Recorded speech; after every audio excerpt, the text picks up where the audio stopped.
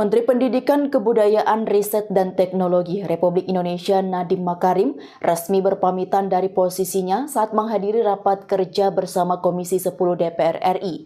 Nadiem bahkan sempat membacakan puisi saat berpamitan ke Komisi 10 DPR RI.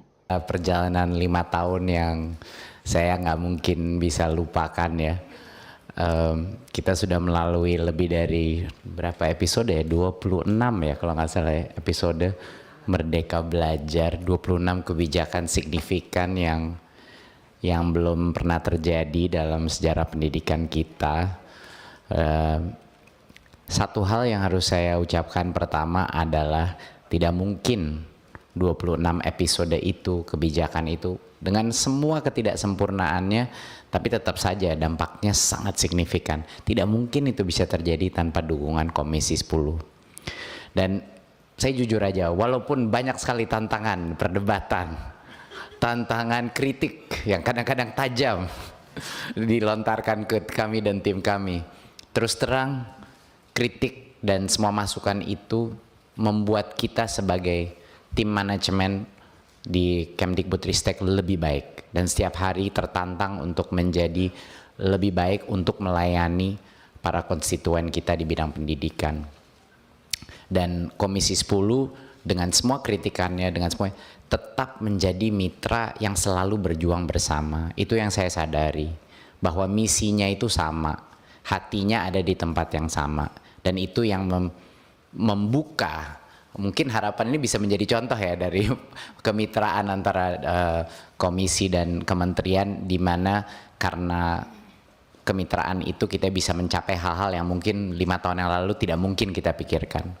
Ya, kalau kita benar-benar balik ke awal, kalau Bapak Ibu masih ingat bahwa ada, ya mungkin ada berbagai macam ide-ide besar gitu ya, mungkin di dalam hati kita masing-masing banyak yang tidak percaya gitu, kayak oke lah itu visi aja, visi, tapi hampir semua dari visi kita menjadi realita di hari ini.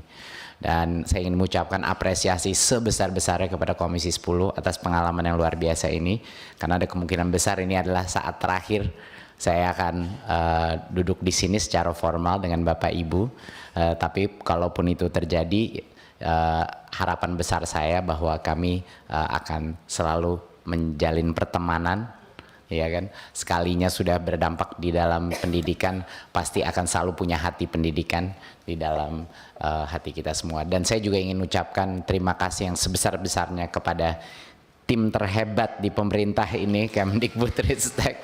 Saya bias, menurut saya ini tim terhebat, tapi luar biasa pengorbanan yang telah mereka lakukan, Kemdikbudristek, terutama pemimpin-pemimpin eselon 1 dan 2, yang dengan berbagai tantangan, apalagi dengan COVID, telah bisa mencapai semua hal-hal ini dengan begitu banyak tekanan, dengan begitu banyak krisis yang terus terjadi, tapi mereka punya kemampuan dan motivasi yang luar biasa. Tapi kalau Bapak Ibu di ruangan ini tahu betapa besarnya mereka mengorbankan, bahkan dari waktu pribadi mereka, nggak bisa tidur dan lain-lain. Ini adalah hal yang membuat saya bangga bisa menjadi bagian dari tim ini. Mungkin untuk menutup, karena dari tadi udah banyak yang memberikan pantun, mungkin saya kasih sedikit lagi, bukan pantun tapi mungkin puisi kalau boleh, biar agak beda sedikit. Ibu dan Bapak yang saya hormati, hari ini raker terakhir kami.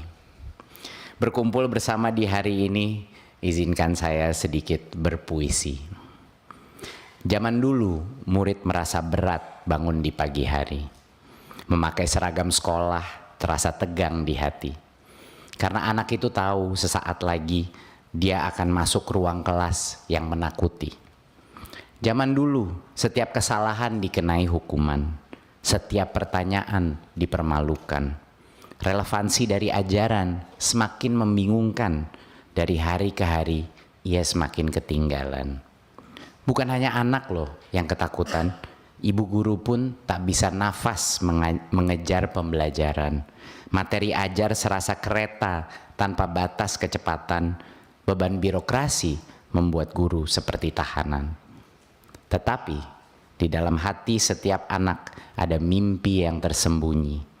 keinginan untuk belajar tanpa dihakimi, kepercayaan kuat bahwa dia punya kompetensi, keinginan untuk dilihat sebagai manusia mandiri. Dan setiap guru punya firasat di dalam hati bahwa mungkin metode kuno sudah tidak relevan lagi.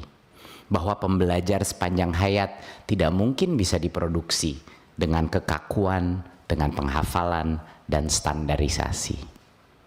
Baik anak maupun guru harus diberikan ruang untuk berkreasi, berinovasi, bahkan untuk berjuang. Ruang kelas menjadi panggung dan juga peluang untuk menemukan jati diri setiap orang. Pada hari ini kita semua bergabung untuk melihat apa yang terjadi kalau murid dan guru diberikan panggung, untuk membuktikan bahwa kreativitas dan kolaborasi sama pentingnya dengan berhitung. Karena inilah resep yang membuat mimpi setiap anak melambung. Bapak dan Ibu, proses transformasi membutuhkan sabar. Hampir 5 tahun kami sibuk menanam akar. Baru sekarang bunga perubahan terlihat mekar.